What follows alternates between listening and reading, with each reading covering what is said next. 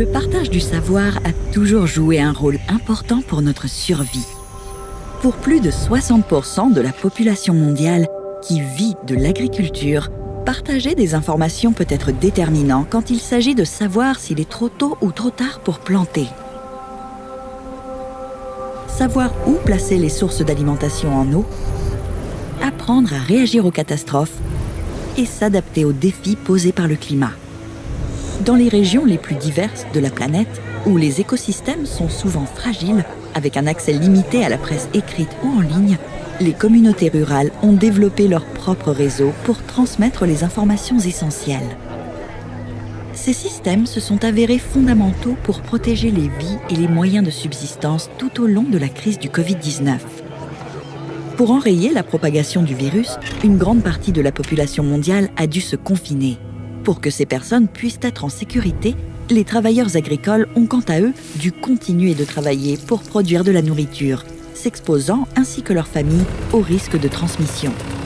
Pendant ce temps, les fermetures des frontières locales et internationales ainsi que les restrictions de circulation ont perturbé de façon importante les chaînes d'approvisionnement alimentaire, multipliant les difficultés pour des millions de producteurs alimentaires. La pandémie n'a fait que creuser les inégalités dans le monde. Les pays qui connaissaient déjà des niveaux élevés d'insécurité alimentaire ont été les plus durement touchés par les mesures de freinage du virus, les plus vulnérables étant les plus affectés. Les petits agriculteurs se sont retrouvés avec les marchés fermés et ont eu du mal à vendre leurs produits. L'accès aux semences et aux engrais étant de plus réduit, beaucoup ne pouvaient accroître leur culture. Dans d'autres régions, les bergers ne pouvaient plus se déplacer librement, ce qui a raccourci leur transhumance, entraînant des pénuries de nourriture pour leurs animaux et des conflits entre éleveurs et agriculteurs voisins exploitant les mêmes espaces et les mêmes ressources insuffisantes. Les restaurants, les hôtels et les écoles ayant temporairement fermé, les petits pêcheurs artisanaux ont vendu moins à des prix plus bas.